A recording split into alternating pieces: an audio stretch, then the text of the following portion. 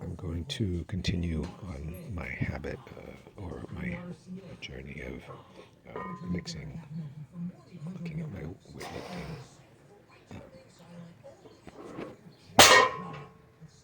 and also mixing that with talking about things totally unrelated to weightlifting. So right now I'm doing deadlifts, and I'm sticking with 225 because I'm just really trying to dial in on push off the floor. So I'm not going to be too aggressive about trying to go up in weight because then I have a tendency to get more and more into a stiff-legged kind of thing. Um, so anyways, this will probably take at least 2 videos, but I want to go through this article on The Guardian because they have great environmental articles.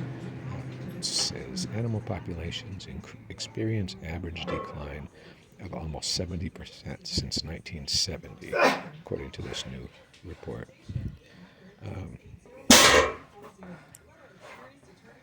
Earth's wildlife populations have plunged by an average of 69% in just under 50 years.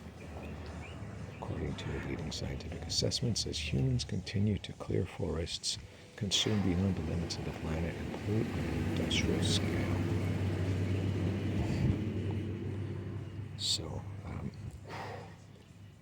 So all the things that we do, especially climate change, and some of these things are a result of climate change, but they're also in addition to climate change.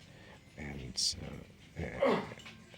so, in case you haven't heard about these kind of things, for the 2 people that might watch my video, here we go. From the open ocean to tropical rainforests, the abundance of birds, fish, amphibians, and reptiles is in freefall, declining on average by more than 2/3 between 1970 and 2018.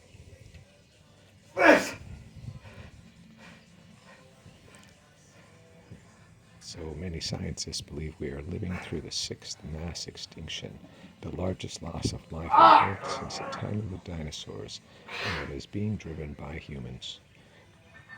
So, the report's 89 authors are urging world leaders to reach an ambitious agreement at the COP15 Biodiversity Summit in Canada this December and to slash carbon emissions to limit global heating to below 1.5 degrees Celsius this decade, to halt the rampant destruction of nature. Of course, it's hard to do that when so many of our politicians are so corrupt, and they're owned by many of the companies that are causing this damage. That's really where we get into trouble. I know this occurs all over the world. My closest experience is in the U.S., and of course our politicians, all this money that they take, whether it's what they call campaign donations, also known as bribes, or have super PACs, which means that corporations and the ultra wealthy can contribute enormous amounts of money to our politicians, who will then definitely want to keep the gravy train going, so they will not do anything that those corporations don't want, while those corporations are damaging our planet, because all they care about is their next quarterly stock report, because that's where their bonuses are based on, and not on something that happens that destroys the quality of life for our children and grandchildren.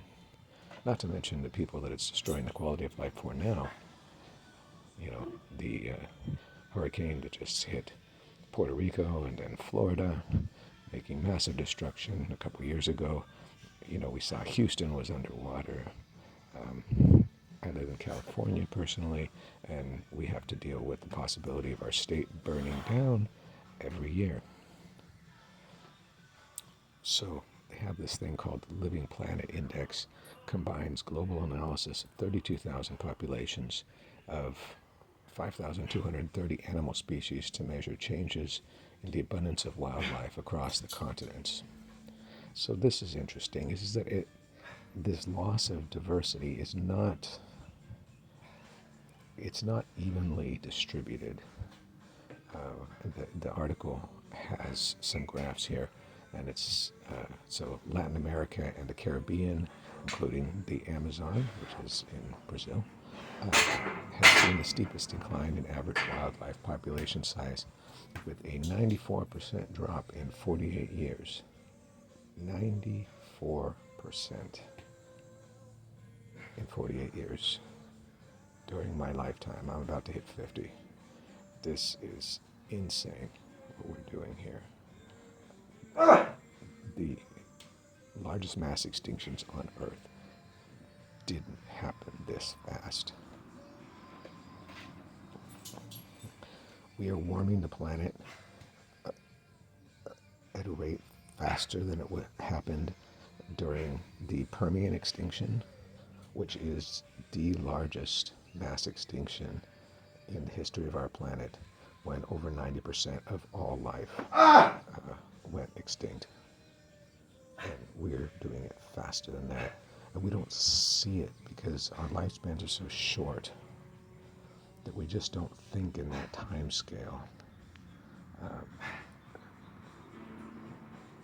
But we're doing it so fast that in a couple generations, we're going to destroy the quality of life for human beings.